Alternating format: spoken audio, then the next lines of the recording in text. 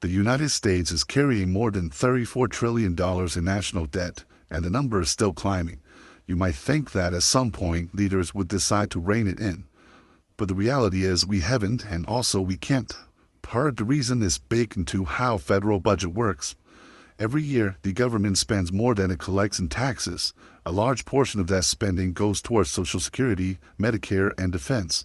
These programs cannot be easily scaled back even when money is tight. Then there is political landscape. Both major parties have their own priorities when it comes to spending. One side may advocate for defense and tax cuts, the other may push for health care and education. In election years, both sides are under pressure to deliver quick wins for voters. That usually means more spending, not less. And let's not forget about a global picture. The US dollar is the world's reserve currency, and our treasury bonds are still considered among the safest investments on earth.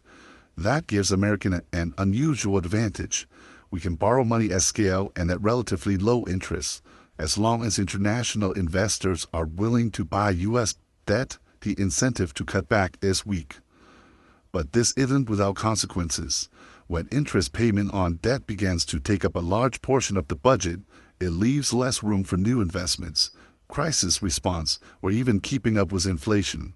It reduces flexibility at the very moment we need it the most. Debt has become part of the way U.S. governs and spends. Unless there's a major shift in public expectation of financial market pushback, this cycle is likely to continue. So what can you do to protect your assets? And what are the key signs to watch for when things are about to go south? Follow for part 2, where we break down how to protect your money when debt gets risky.